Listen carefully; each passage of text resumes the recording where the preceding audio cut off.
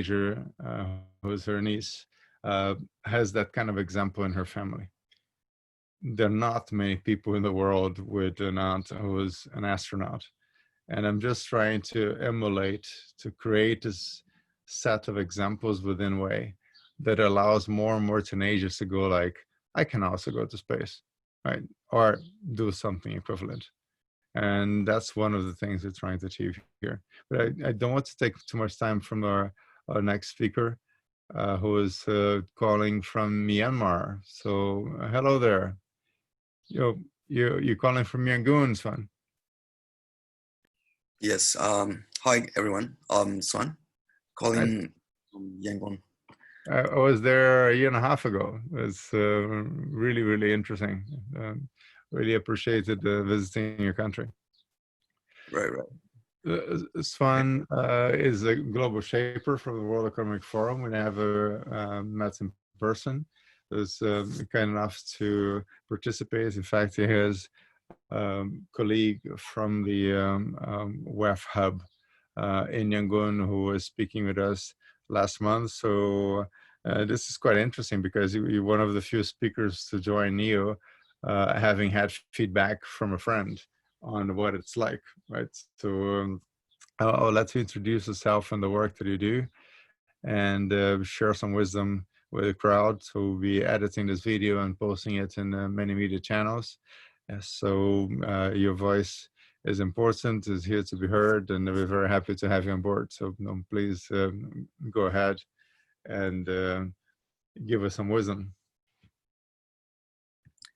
All right.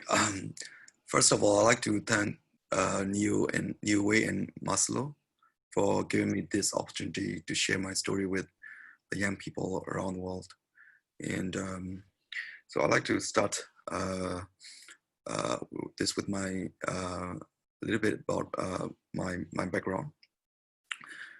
I'm a doctor by degree, but I no longer practice medicine. And now I'm running entrepreneurial businesses in Myanmar in the sector of healthcare and IT. So I'd like to share my screen with you.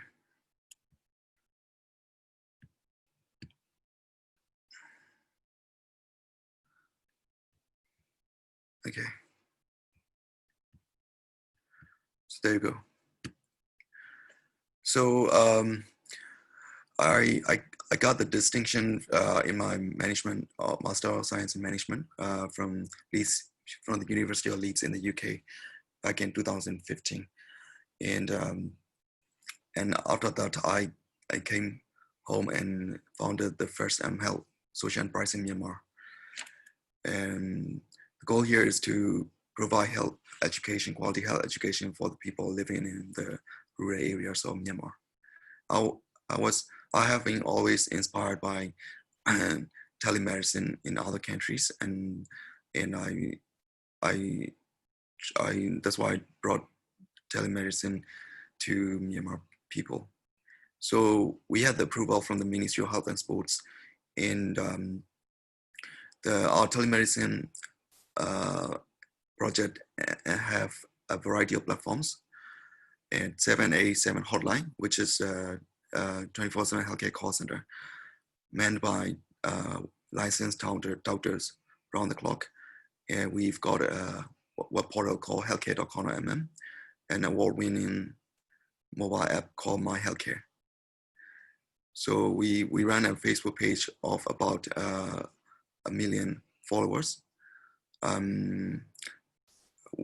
Through that, we educate the people in Facebook, and we also produce a few other TV program in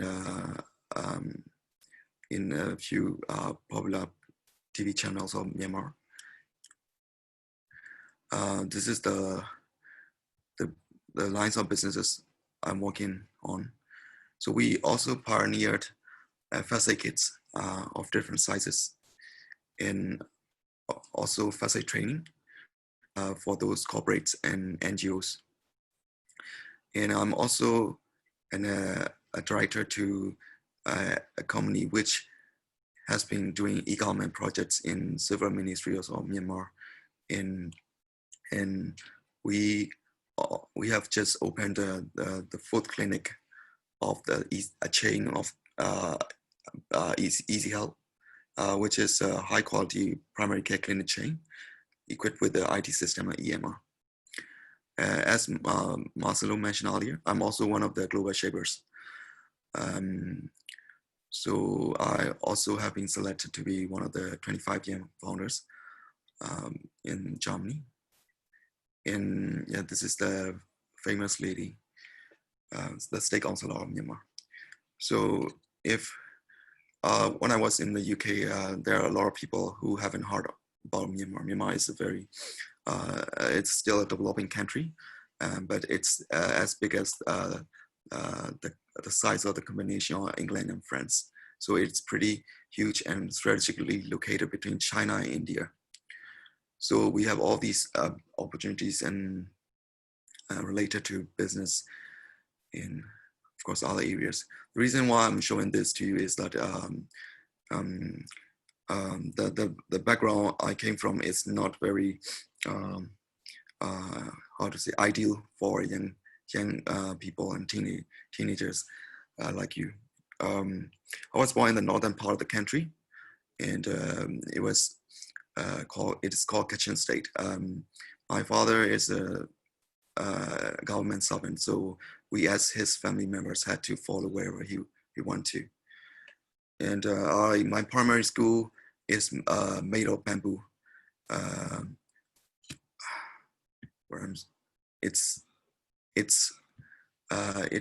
like very undeveloped area, and I didn't have like a proper formal education. And at that time, we didn't have advanced mobile technology, which we can use for learning. So, but I think it's at the end of the day, it's all about self-learning. So, thanks to my mother, who is a teacher by career, she brought us and taught us a lot about life and also like English and formal education. And but like yeah, as I said earlier, I didn't have like proper formal education in my early childhood. But right after that, we had to move to Yangon, and but at the meantime, we used to live in different parts of the country, Shan State, Rakhine State, a lot of places which you might be hearing about in news nowadays. And so I've gone through a lot of experiences in seeing people around my country who have been suffering from the poverty, in illiteracy, and inadequate healthcare knowledge. So all these things have motivated me to finally study so hard. And fortunately, I even though I came from a poor education background, I made it. I passed the matriculation examination with flying colors, and right after that, I had to join the University of Medicine. So at that time, we didn't have a lot of options. Either we have very few good universities in our country. So, and also my parents were not didn't afford to send me abroad. So in Myanmar at the time, if you're smart, you can either join the University of Medicine or study abroad. So I had to choose the University of Medicine. But to be honest, I didn't have any strong passion for anything at all at the moment. I had no dreams. I had like no ambition, like clear path to my future. So um, um, um, I had to join the medical university, and then I graduated from that. But right after that, it took 6 years for us to complete our medical program, medical degree. So, but right after that, I realized that I could be more successful in other careers like management and business. So I I took 1 year to make up to change my career, and then I I went to the business. But before I did that, I should have um, a formal education about the business management and social sciences. So I went to the UK and then studied management. Yeah, so that's the story about my life, and based on that, I'd like to share a bit about this, which is like I was enlightened by this idea from from a monk called Dante Penny. So it was said that we should have a clear purpose in life, regardless of our age. And I think most of the young people nowadays have all the required, all the resources, technology and social networking sites, and and uh, um, and a lot of literature to refer to, and to gather all the information required to find their purpose in life, which I didn't have in my early stage of life. That's why I kind of like wasted 6 years of my life in the University of Medicine, which I'm not really practicing. So I wouldn't say it's a waste, but somehow I should have been doing something more worthwhile for my future, which should be exactly in line with my purpose. So I really encourage the teenagers to find their purpose in life. I think it's very important to set the goals they want, and in doing so, they should take time and think about that carefully. Have high inspirations and big dreams, and I think it's the most important thing to make the right choices in life in the first place. And throughout my life, I had to change my uh, uh, purpose again and again because I didn't have like a clear direction and resources. And I had to go through a lot of challenges in this turning point because change of career is not really easy, especially when you spend a lot of time on something else, but you're doing something new. It's not ideal, to be honest, but it's never too late to change your purpose.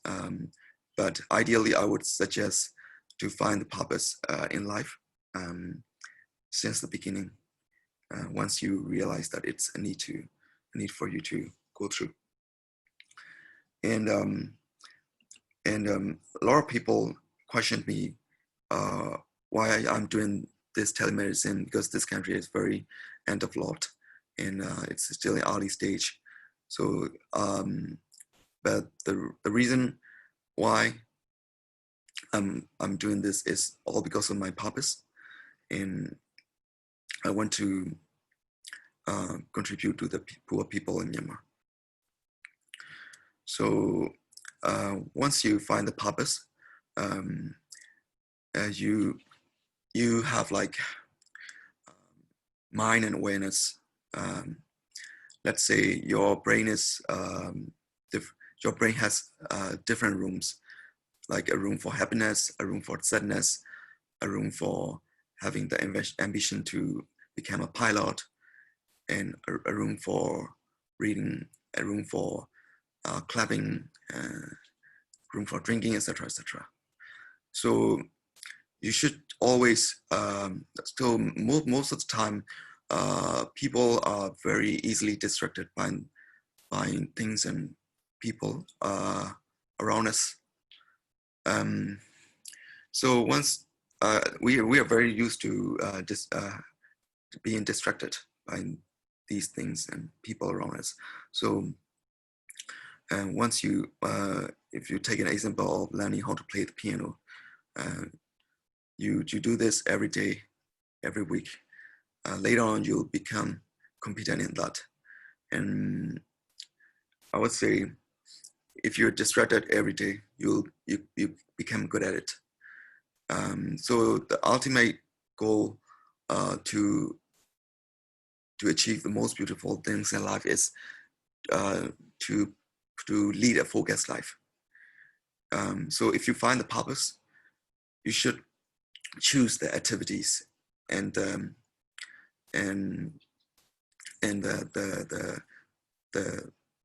things that will lead to your purpose. At times you will be distracted by your friends asking you to go out, asking you to drink and all these things. But if you can bring your awareness back to the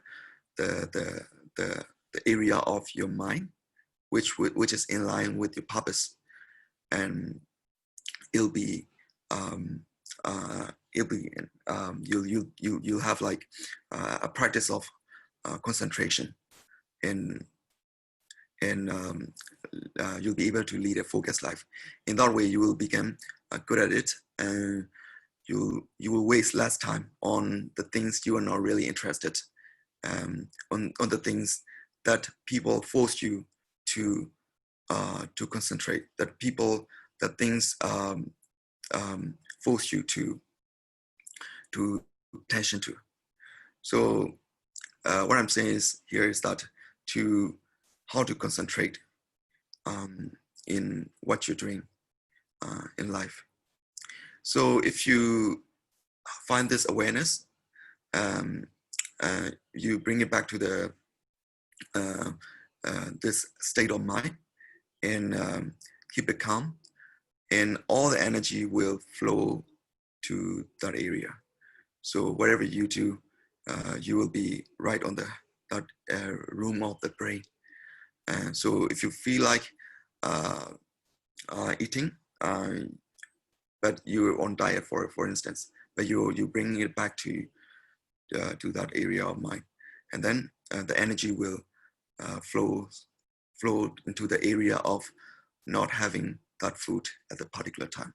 So in that way, you will be also at the similarly, reading is also something like this. If you want to read books, you'll be distracted by movies around you. But if you bring it back to this awareness, the energy will flow to that area of mind. In that way, you will grow your good habits, and then have a focused life, and you'll become good at something you are really interested in. Otherwise, you'll be wasting in things that you don't, you're not really interested. And I also like to share the video here.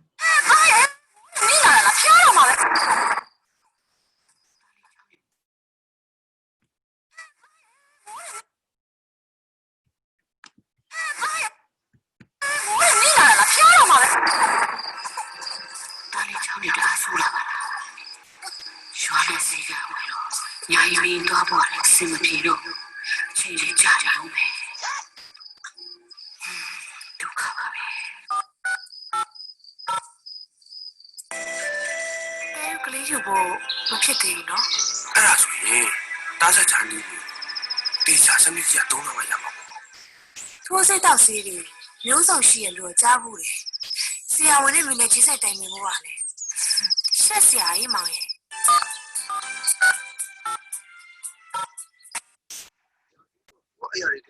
Garden, Honda, Subian. Chirogana, could even check the honor. See you, young dandy, not to call. In other way, I see you, Sigamania, see you, a true sound, a tiny name of you.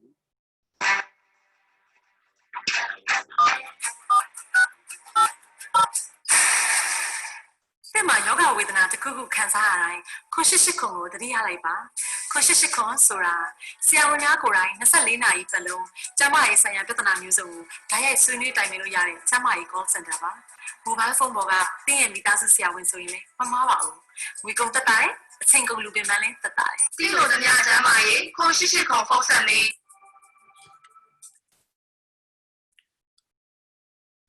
So that's commercial, but it's more like the video, which is really reflecting the situation in Myanmar, a developing country in Southeast Asia. And that's why I wanted to show you. And this is the project we're working on at the moment, which is a mobile application. It's General Trust Mobile Health Enterprise Phone. We are social enterprise.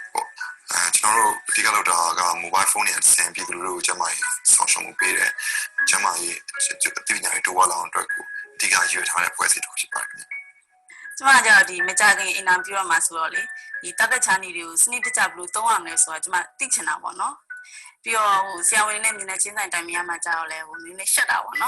I go the MyHealthcare application is my to check it out. General, the MyHealthcare, US, AITA. FHI 360, the NGO in who are about the financially funding data about it, support data, your technical assistance, advice, general, and the support. The news of one time is tomorrow, the mother news will be or shut that table, no other music as here, shall be on the Mia music as here. A good down application on one side, be me absolutely to some local when any time is really yai. Be all the show say on say you, Babu is in the jail, the lamb me you want, and only I'm using my solution or application on it, your use of one time I get better time is really yard sent to your.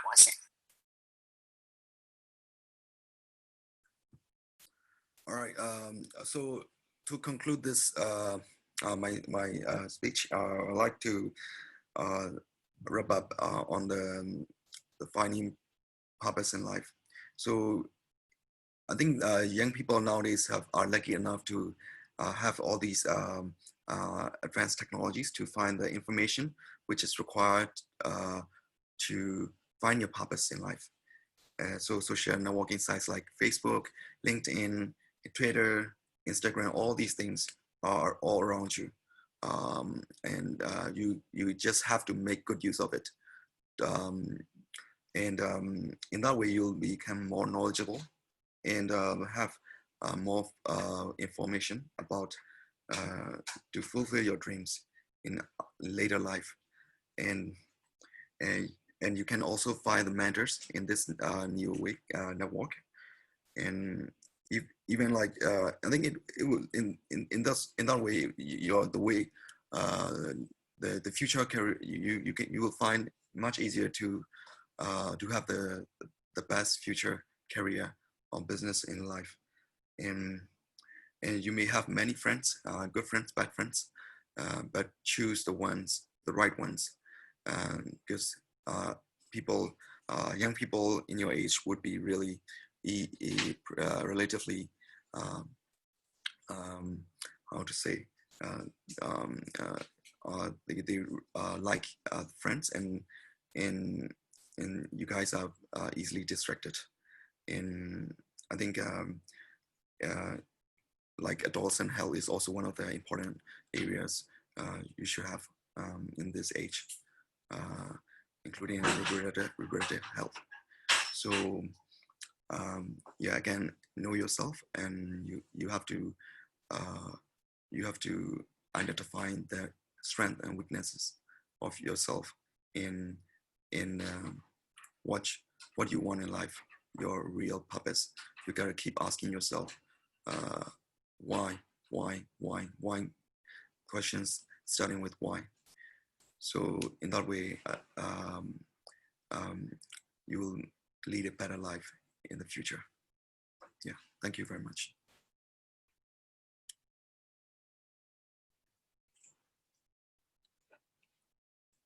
Is there any other question? Any question?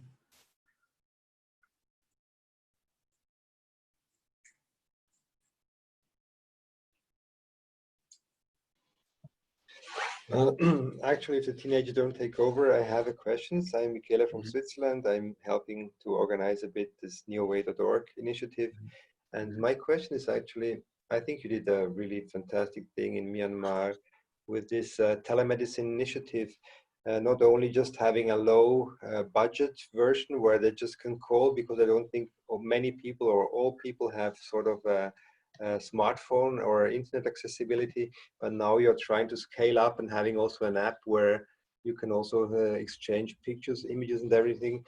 How could you finance the thing? Is it just financed by the phone company? You get some money from there, or you have some funding from the government, which covers all the costs, so also your salary or the things you're doing. How could you manage all the things? It's really amazing, actually. Yeah, thanks for your kind words. To be honest, I founded this company with only 2 people, excluding me. So 3 of us started this together, and then we grown quite fast. The reason why we established different platforms is to increase the accessibility. So that all walks of life can access our services. So the old, the young, the rich, the poor, they can access our the medical expertise or our doctors. We will still be delivering the same information from the same people, but different via different platforms. So as you said earlier, the digital literates like young people would prefer to use app, but the old people in Myanmar, they don't know how to download the apps, how to browse the internet. So with the call center, with the hotline, they can just dial a short code and then get in touch with our doctors right away. And to talk about the funding, we are funded by the USAID and FHI 360. So here I like to pinpoint the fact that it's not very difficult nowadays to seek financing when your ideas are really astonishing, proven. So I really encourage the young people here in this room to come up with the good to come up with the proven business ideas, which might not necessarily be in your countries yet. So so what I'm doing right now is actually have assisted in advanced country like the US and Europe, UK, but in developing areas, they are not there yet. That's why it's relatively easier for us to find this gap in developing nations. And then, of course, we have to customize it a little bit according to the local context. And yeah, in that way, the investors also find this really attractive. The ROI is not it's not big because mine is a social enterprise. We don't focus on profit, but we generate revenue to sustain the project. So we partner with the NGOs and then telcos and to run this project. Of course, the government. Yeah, but I think this will still be like this is just an example of disruptive innovation.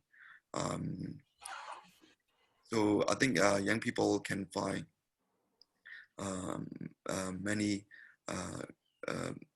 business opportunities like this in their countries, depending on the local context.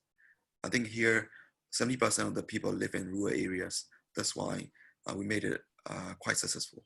It's been over 5 years now, and we are down the road, but it has just begun, to be honest. Telemedicine is a huge space of market, or even all around the world. Thank you. So just a question, how did it get noticed by the World Economic Forum? Is because of the USAID grant? How did they learn about you? To be honest, I went to attend the World Economic Forum held in Hanoi a couple of years ago. As representing my startup, I wasn't there as a global shaper. So for the very first time, they gave us an opportunity. They gave the startups an opportunity to attend the WAF. And I applied for it. Of course, I mentioned the things we have achieved over the period. Not even the USAID, we also won the training grant from Responsible Business Fund from Denmark. So all the year round, last year we were giving the quality training to our employees, including medicine, management, HR, marketing. So all these disciplines, they've been receiving the training from the suppliers granted by the RBF from Denmark. And also, we are one of the reliable suppliers of healthcare and IT goods and services for the UNOBS. And that way, we also have generate some revenue. So I think here in the Myanmar, the context of the business environment is really, how to say, unstable. The political framework is not very established here yet. So the investors, some of the investors might find it insecure. So for instance, as this one sector might go down at a particular point of time, and for no reason, for no significant reason. So I had to if you just take a portfolio theory as an example, we had to do many different businesses at the same time, so that if one sector goes down, another sector will be supporting it to sustain. Otherwise, we cannot survive. If even if you look at the hotel industry, the COVID pandemic destroyed it. So people are suffering from the pandemic even now. So as far as we don't how to say, limit our scope of business to a particular sector. So if one area goes down, another area will still be there.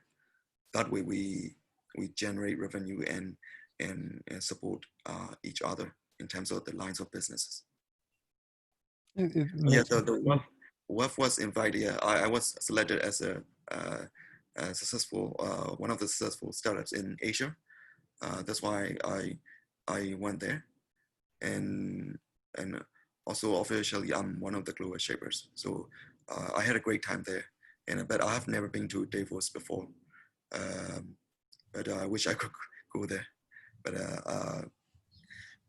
even if it's not as a global shaper, I'm not sure about that. But it's if there are opportunities for us, I will apply for it. Well, my suggestion, maybe not Davos during the WEF, because it's really, really hard to go there, and we need to have the invitation and all that. But Davos is one of the world's healthcare capitals. Not many people realize that Davos is only Davos today because it was a tuberculosis treatment system, because it said it's the highest city in Europe. If you define a city as having more than 10,000 people. So St. Moritz, for instance, is a little bit higher, but it's a village because it's around 5,000 people. So Davos for more than 100 years has been the place where people with tuberculosis would go because that's where they suffer less and they have a chance to recover. So they have the AO Foundation, which focuses on orthopedic sciences, and they have a congress a year, maybe lots of other events. And the one thing that you could consider if you have a reason to fly over to Europe is to go to Davos during one of those congresses, and at least you have the Davos experience. It's going to be in summertime, but that's just a suggestion you may wish to consider. And your approach of having multiple businesses makes me think of the origins of humanity. Humankind, as hunter-gatherers, you pick berries in summer, you pick roots in winter, right? You just need nourishment.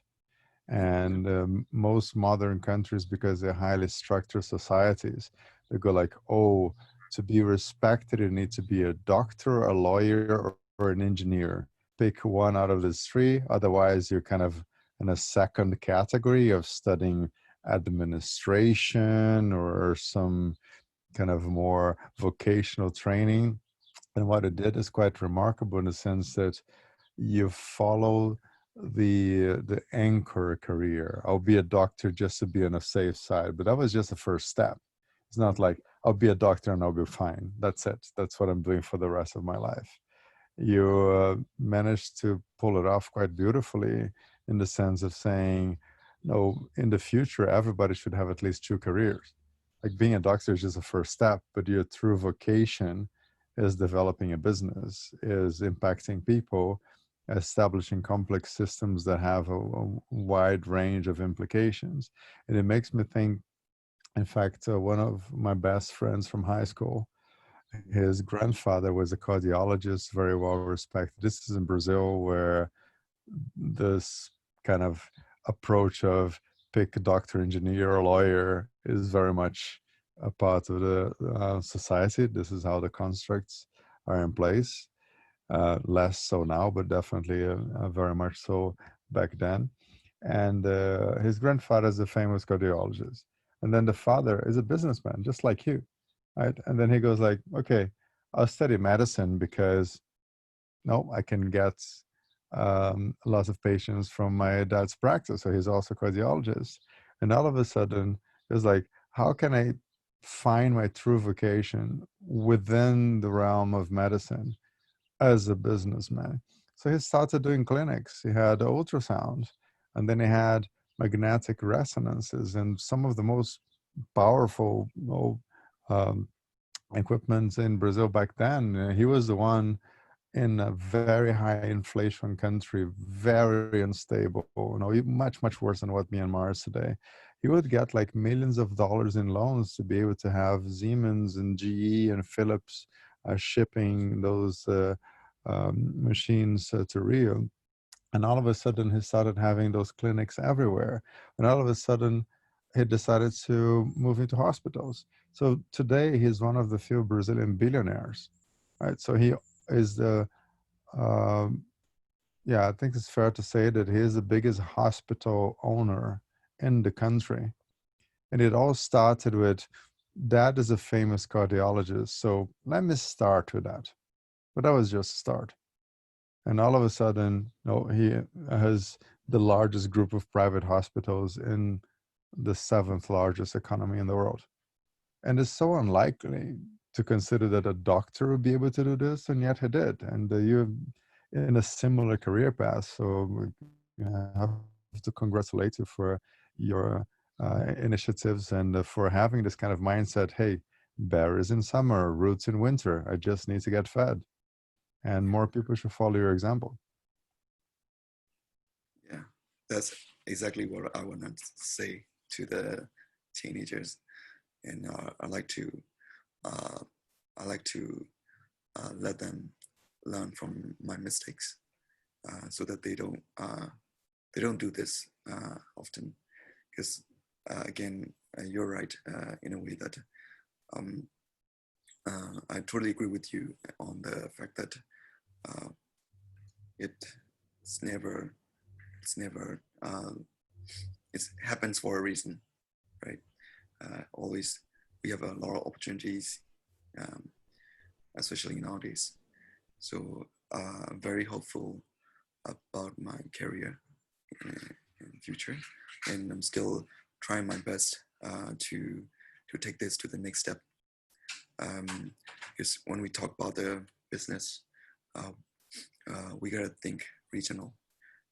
When we attended the World Economic Forum, we were quite surprised and inspired by those startups, which have already established their presence in a few countries. So I think we will try to catch up with advanced countries, but that really depends on the next generation, and it starts with the education, of course. So last month, one of my friends from Myanmar, she talked about the education, I guess.